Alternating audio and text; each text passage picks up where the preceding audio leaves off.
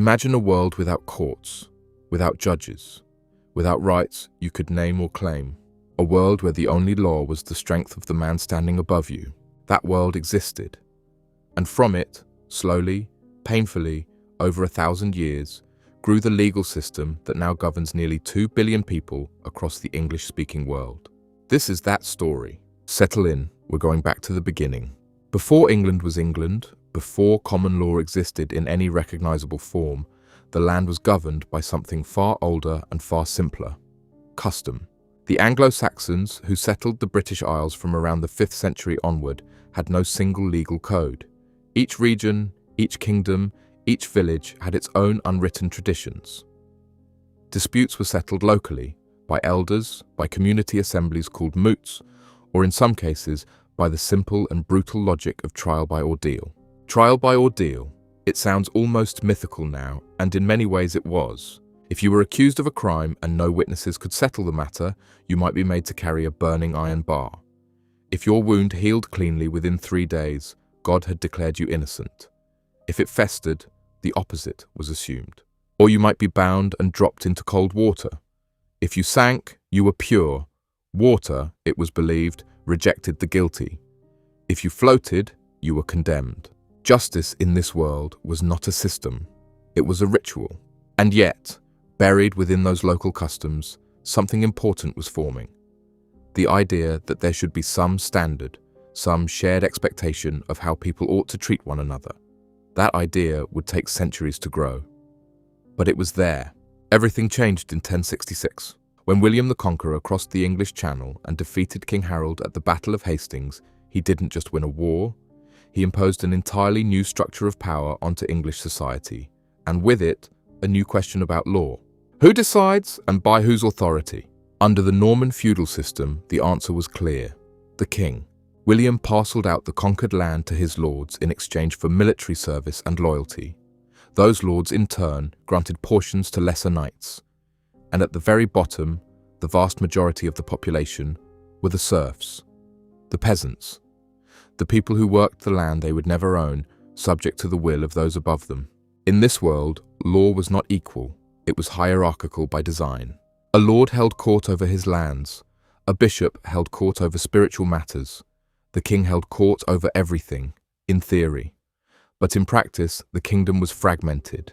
Each manor, each county had its own proceedings, its own customs, its own sense of what was fair and what was punishable.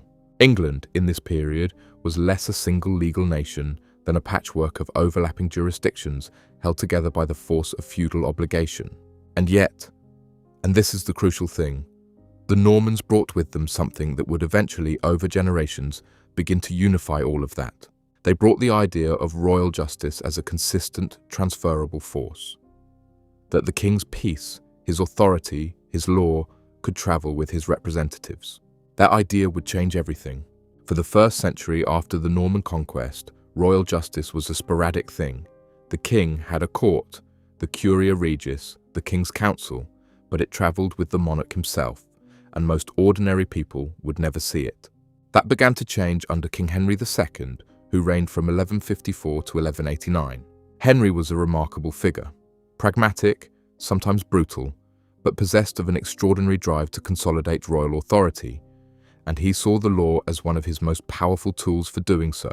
One of his most consequential reforms was the expansion of the system of itinerant justices, travelling judges sent out from the royal court into the counties of England to hear cases on the king's behalf. These judges would ride a circuit, stopping at county towns, hearing disputes and applying, as best they could, the same standards of judgment wherever they went. Now, here is where something remarkable begins to happen. These judges came from the same training, the same royal court. When they arrived in Devon or Yorkshire or Kent, they brought with them the decisions and principles that had been applied elsewhere. And when they returned to London, they brought back the local customs they had encountered. Over time, case by case, year by year, a body of shared legal principles began to form, not written down by any single legislator, not proclaimed in any single decree, but accumulated through decisions, through precedents, through the gradual agreement of judges applying their best reasoning across the whole kingdom. This is the foundation of what we now call common law. Common, because it was common to all of England, not the custom of one village or one lord, the shared inheritance of an entire legal tradition. But royal authority left unchecked is a dangerous thing, and by the early 13th century, King John of England had made himself deeply, widely despised. He taxed his barons without consultation. He ignored established customs. He imprisoned people arbitrarily. He demanded loyalty while offering little in return. The barons had had enough. In June of 1215, at a meadow called Runnymede beside the River Thames, they forced King John to set his seal upon a document, a Charter of Liberties. We know it today as Magna Carta, the Great Charter. In its original form, it was not a declaration of universal human rights. Far from it. It was largely a deal between a beleaguered king and his powerful nobles, protecting their privileges and properties. But buried within its clauses was something that would echo across 8 centuries. Clause 39 stated, in the language of its time, that no free man shall be imprisoned, dispossessed, outlawed, or exiled, except by the lawful judgment of his equals or by the law of the land. The law of the land, not the whim of a king, not the mood of a lord, the law. And clause 40 went even further in its simplicity. To no one will we sell, to no one will we refuse or delay right or justice. In a feudal world, where justice was something the powerful administered to the powerless at their discretion, these were extraordinary words. They planted a seed, fragile at first, barely noticed, that due process that the rule of law was something even a king was bound by. That seed would take centuries to fully bloom, but it never died. Through the 13th and 14th centuries, the royal court system began to formalize. Distinct courts emerged for distinct purposes. The Court of Common Pleas handled disputes between ordinary subjects, property, debt, contracts. The Court of King's Bench handled matters that touched more directly on the crown, serious crimes, public order. And the Court of Exchequer dealt with financial matters and royal revenue.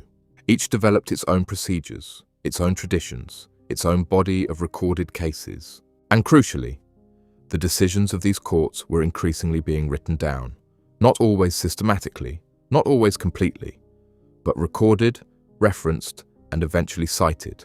A new culture was forming around the law, one that valued not just the outcome of a case, but the reasoning behind it, the principle that had been applied, the logic that had been followed. Because if a judge had reasoned correctly in one case, a later judge facing the same question should follow that same reasoning. Consistency, predictability, the beginnings of what lawyers would later call stare decisis. Let the decision stand. It was imperfect. It was slow. The system was riddled with the inequalities of its feudal origins. Access to royal courts was expensive, the law favored those with land and title, and the written record was incomplete. But something recognizable was forming. A system, a tradition, a law common to all. And as England drifted towards sleep on those long medieval nights, in stone manors and mud-walled cottages alike, the foundations of the world's most widespread legal tradition were being quietly, slowly, imperfectly laid. We've only just begun.